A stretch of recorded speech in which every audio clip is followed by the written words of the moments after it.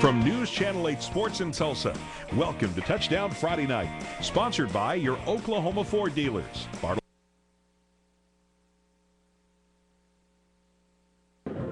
right, it's finally here, week one of the 2009 high school football season. We spent all week getting ready for some big matchups, some great storylines. One of those storylines is the retirement of longtime high school football coach Ron Lancaster. Last season, his Broken Arrow Tigers upset the eventual state champion Union Redskins. Tonight is the rematch.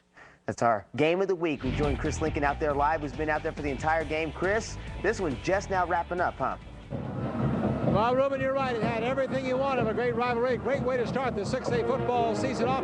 A defensive struggle. Let's take a look at the highlights in the first half.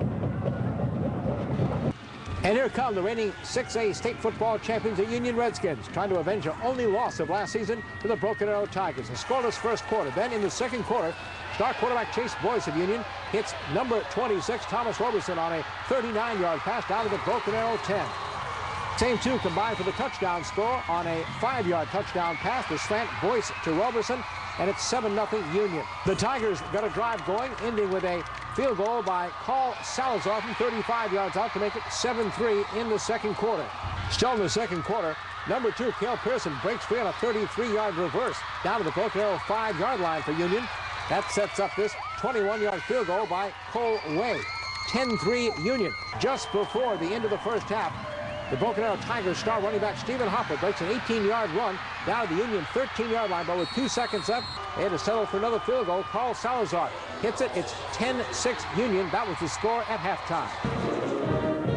And there is the final score. The number 1 Union Redskins beating Broken Arrow 17-6, a scoreless third quarter. Finally, Union got on the board and wrapped this thing up. 7:30 left. They scored on a Chase Boyce 32-yard touchdown pass to number 2, Cale Pearson. By the way, Cale Pearson's daddy used to be a star quarterback for Broken Arrow. He's now on the Union staff. Union had a chance to score late.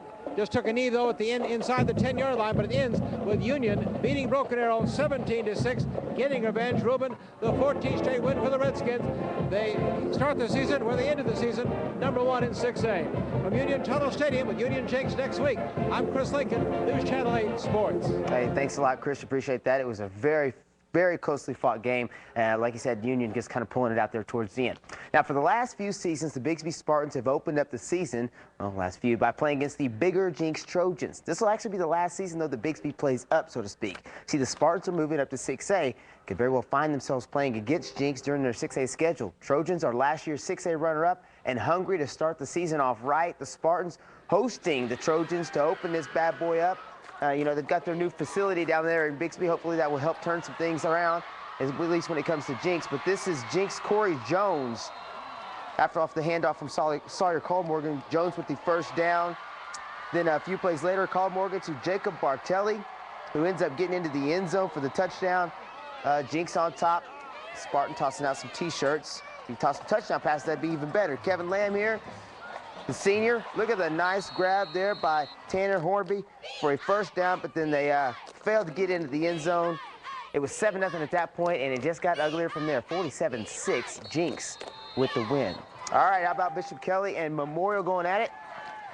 Jack Cameron hands off to Stephen Sherwood. Sherwood does the rest, bubbling down the field for the touchdown. 7-0, Bishop Kelley on top.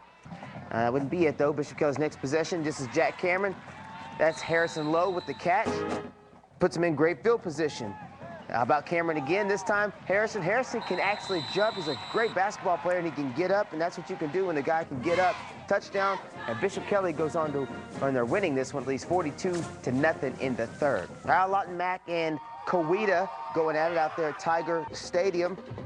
Highlanders get on the board first. Dylan Warner finds Desmond Block in the end zone. 7-0 Lawton Mack. On the kickoff, Clint Keel picks up the ball, takes it all the way to the Lawton Mack 24-yard line. Keep going, keep going. There he goes. He's finally brought down. Tigers will kick a field goal to pull within 4. And this one later, Bailey Meadows connects with Daniel Barnett, who makes a nice catch, and he's hit. In this one, though, it became all Lawton Mack, 33-9, the final in that bad boy. All right, here's to take a look at some scores from around the area. Muskogee and Owasso going at it. It was Owasso on top in the fourth, 20-0. that one in the fourth quarter. Sand Springs losing to Enid 28-14. Not sure what happened in that one, but I'll love to find that out. Bartlesville and Stillwater, and Bartlesville, the 10-point lead right now over Stillwater, 24-14 the score in that one. So Polpa losing by 10 to Ponca City in the fourth, 31-21 the score in their game. Booker T beating Carl Albert. That was going to be Booker T's at least early test. At least that's what everybody's saying right now. 27-6, they get the win over Carl Albert. And East Central easily beating Hale 45-13, the final in their matchup. All right, time for our first timeout. When we come back, the 4A state champs hit the field down south, and one of the biggest recruits in the nation tries to lead his team to a Week 1 win. I'll be back with DeMarco Cobb's highlights next.